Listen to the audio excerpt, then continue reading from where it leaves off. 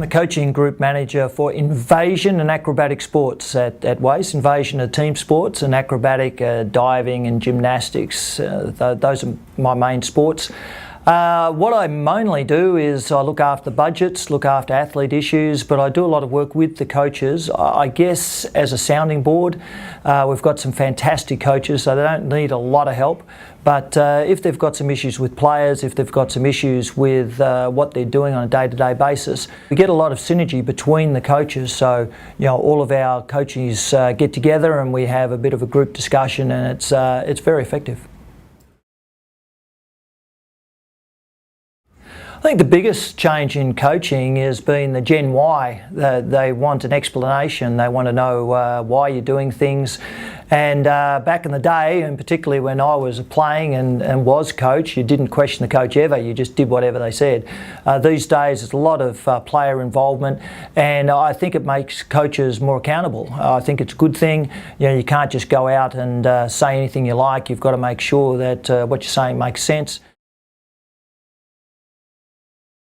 There is a little bit too much of an emphasis on winning, and only a couple of teams can win, particularly in professional sports, AFL, NBL, those sort of sports.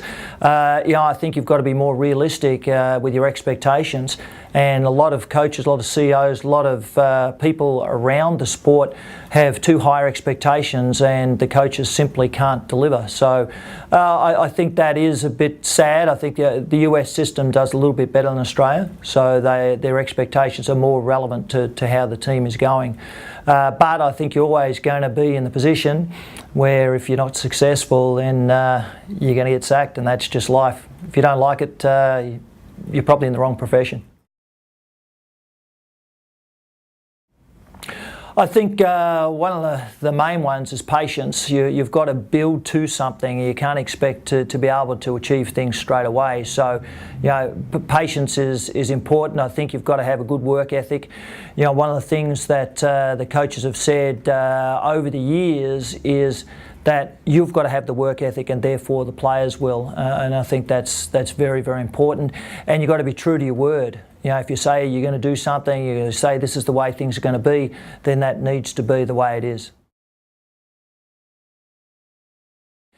Player management issues are certainly the toughest, particularly if you're looking to get rid of players, or you're looking to have a shot at them for some reason.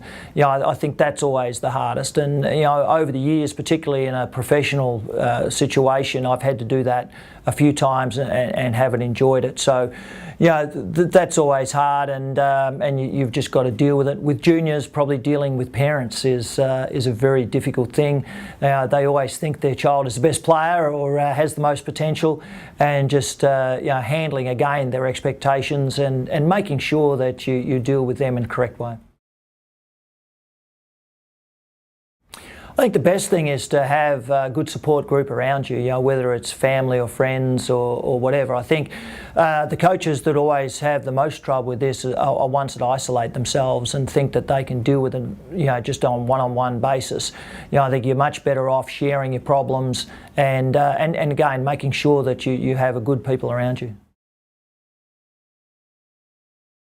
There's been a lot of them, but probably winning the NBL championship in 2000 was fantastic, something that I've been trying to do for 20 years and finally got there, so that was great. But the 96 and 2000 Olympics were also tremendous. I was assistant coach in both situations, and just an amazing experience. I love coaching. Coaching gives you such a buzz.